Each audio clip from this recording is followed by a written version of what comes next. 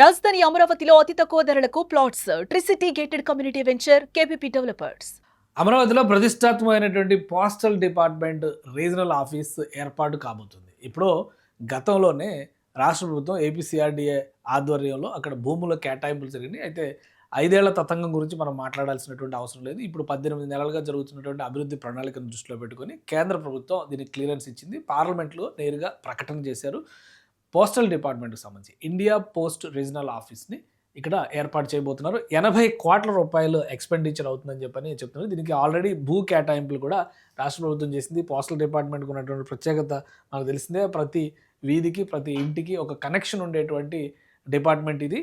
దీన్ని కంప్లీట్గా మోడర్నైజ్ చేసి మోడీ ప్రభుత్వం అధికారంలోకి వచ్చిన తర్వాత నరేంద్ర మోడీ గారు దీన్ని టోటల్గా రివైజ్ చేశారు. ఒక బ్యాంకింగ్ సెక్టార్ సంస్థగా కూడా మార్చారు. కాబట్టి వీటన్నిటిని దృష్టిలో పెట్టుకుని ఒక అధునాతనమైనటువంటి భవనాన్ని అమరావతిలో నిర్మించబోతున్నారు. దీనికి సంబంధించినటువంటి భూ కేటాయింపులు కూడా కోర్ క్యాపిటల్ ఏరియాలో జరిగింది. కోర్ క్యాపిటల్ ఏరియా అంటే మనకు తెలుసు, ఈ గవర్నమెంట్ స్ట్రక్చర్ ఏదైతే చూపిస్తూ వస్తున్నారో అది కోర్ క్యాపిటల్ ఏరియా అవుతుంది.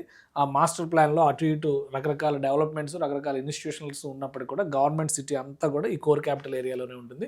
సో ఇక్కడ ఒక ఎకరం స్థలాన్ని కేటాయించారు. కేంద్ర ప్రభుత్వ విభాగాలకు సంబంధించి ఇక్కడ కాగు, సిబిఐ, ఇన్కమ్ ట్యాక్స్ ఎట్లయితే ఇచ్చారో ఇక్కడ డిఓపి అంటే డిపార్ట్మెంట్ ఆఫ్ పోస్టల్, ప్రభుత్వ తపాలా శాఖ అంటాం కదా, తపాలా శాఖకి ఎకరం భూమిని కేటాయించారు. ఈ ఎకరం భూమిని కూడా ఇక్కడ అధునాతన వసతులతో నిర్మించేందుకు కావాల్సినటువంటి ఇది సూపర్ బ్లాక్ సిలో వస్తుందన్నమాట.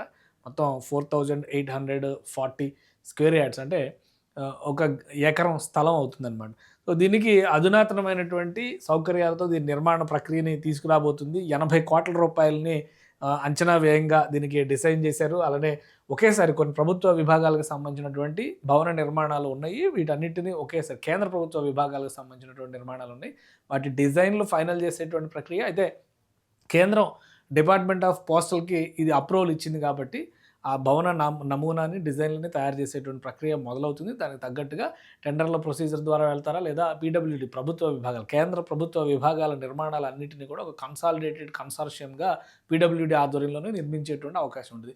సో దాని ద్వారా ఈ నిర్మాణ ప్రణాళికని ఇనిషియేట్ చేస్తారనేది ఇంకా స్పష్టత రావాల్సి ఉంది. కానీ కేంద్రం అమరావతిలో పోస్టల్ డిపార్ట్మెంట్కి సంబంధించిన రీజనల్ కార్యాలయాన్ని ఏర్పాటు చేయడానికి మాత్రం అన్ని అనుమతులు ఇచ్చేసింది.